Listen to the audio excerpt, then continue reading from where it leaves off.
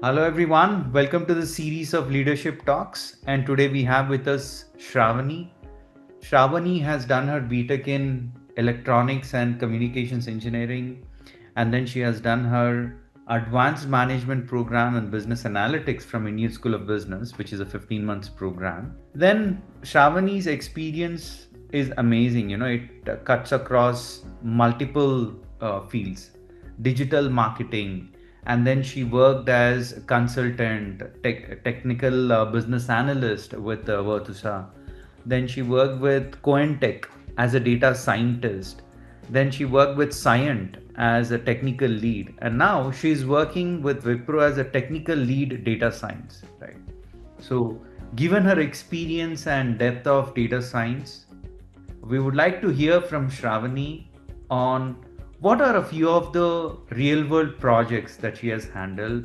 And Shravani, a lot of our audience want to understand what kind of projects happen in the real world. Would you like to throw some light on that, Shravani? So there are a lot of projects that the main focus is on NLP these days, natural language processing, and then there are large language models that are being used, and every industry nowadays wants Gen AI projects. And even before going to Gen AI, people exactly want to solve some analytical problems. So some of them will be into ML as well, which will solve most of the problems. So yeah, I worked with various industries related to aircrafts and healthcare and e-commerce. I have touched up different domains, even insurance. So yeah. So, would you like to take any of any one of the industries, for which you have done a project, and would you like to help us understand, what was the business problem that you have solved, and usually what kind of challenges data scientists encounter when they handle projects? So I will not discuss very recent project, but the projects that are in my older companies, I'm free to say. One of the projects that is related to natural language processing, the main concern or the main, problem there was there was no data. It was like limited data. So but then we have to solve the problem. We had to give the question recommendations based on the limited data, and the NLP is very vast subject, and on top of it, psychology is also very vast subject. So this particular problem that we were trying to solve is related to psychology, wherein we had to have a lot of classes, you know, that is the classified data. But then we did not have the classified data, and it is into first we have to do speech to text, and then we have to divide the classes. If it is a bipolar disorder, if it is a basic depression or basic sleep deprivedness or something, or social anxiety, those things we did not have classes, but then we have to extract the questions from the data. This is even before GPT comes into picture. So it was extremely difficult for us, but once we added on GPT on top of it, it was really, I would not say cakewalk, but then it was a bit better compared to the previous ML models that we have taken. But in the NLP, Gen AI is very good. Wonderful, wonderful. Thank you so much, Shravani. So, Shravani is very clearly saying that the number one challenge that you're going to face as soon as you understand the business problem is data collection. Yes. Either unavailability of data or limited data, or you might not have labels at all. Like in your case, you're saying, Shravani, that you had huge amount of data without classes. Yes. So each time you have speech to text conversion which happens, and once you get the text document, you should be in a position to classify that Yes. on whether it belongs to some kind of bipolar disorder or sleep deprived disorder or some kind of depression, etc. Right? It's an interesting problem actually. So the problem was, given a specific audio file, you'll have to classify on what it which problem it correlates to. Because, and top of it, you'll not even have any, hints of what kind of disorder it is Yeah, in the exactly. conversation. Yeah. Was this before Gen AI era or was this after Gen AI era? It's before Gen AI. Before Gen AI, yeah. And Today, we probably. added Gen AI on top of it Wonderful. to make it, whatever the client asked us, we were able to achieve using Gen AI. Wonderful. So before Gen AI, something which was very taxing and challenging. Post Gen AI, it became very simple, Yes, straightforward, right? Because of the knowledge that these large language models have, right? Good, yes. wonderful. Thank you so much. This is an interesting use case and problem to solve. Before versus after Gen AI is a good, example that you have given.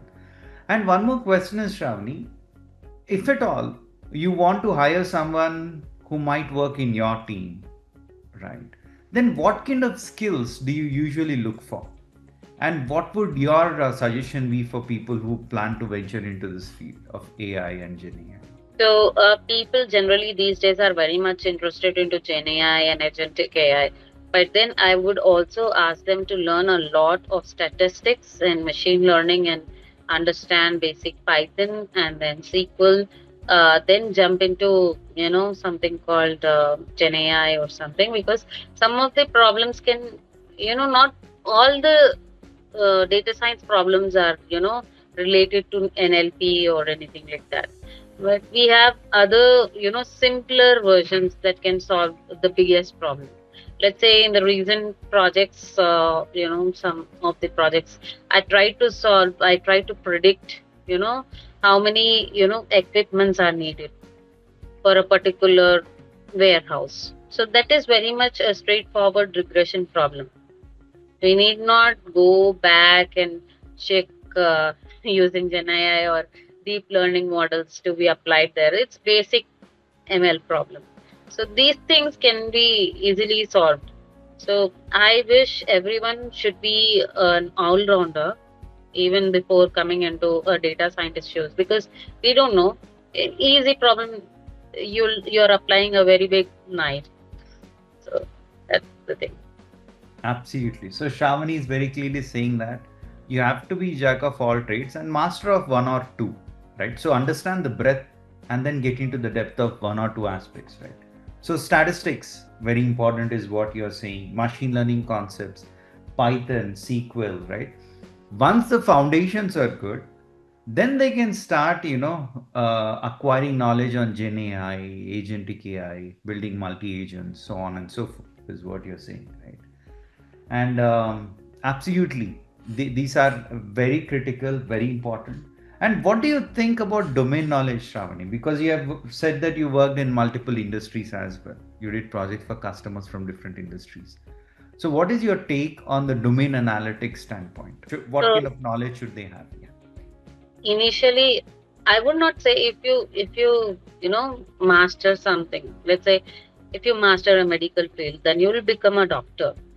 But when you're talking about thyroid, let's say, you should be aware of what kind of things that goes into thyroid, like 33T4 TSH. So, or where exactly it travels, like it goes to pituitary gland and then it comes back.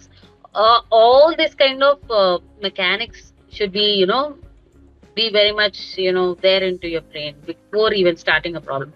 Otherwise, you will just go and apply any problem. Let's say I want to predict something, you'll just put all the features and then you'll predict, you'll get an answer. But as a researcher, you'll not be able to find out uh, if there is an outlier. Let's say in the same problem, we have seen that there are multiple some T3 T4 TSH values are shooting up, but then he doesn't have any kind of thyroid. So we understood that it is because there are 4 to 5 blood cells that are being clumped up, and it is not a problem in thyroid, but in another area it is a big problem. So this will happen only when you have a domain expert sitting with you and giving us insights. We are not really subject matter experts to understand everything, but then you should have basic knowledge. Got it. So you're saying some amount of basic knowledge, probably through internet search or reading some research articles, you'll gain. But you should have one subject matter expert who has deep expertise, who will be supporting you on the project. That is something which is a norm. Right. Wonderful. And one more question, Shravani, that I have. Today, with the emergence of Gen AI, we have Cursor, we have Bolt, we have ChatGPT, we have Coders on Codex rather. There are a lot of tools which are generating code as well.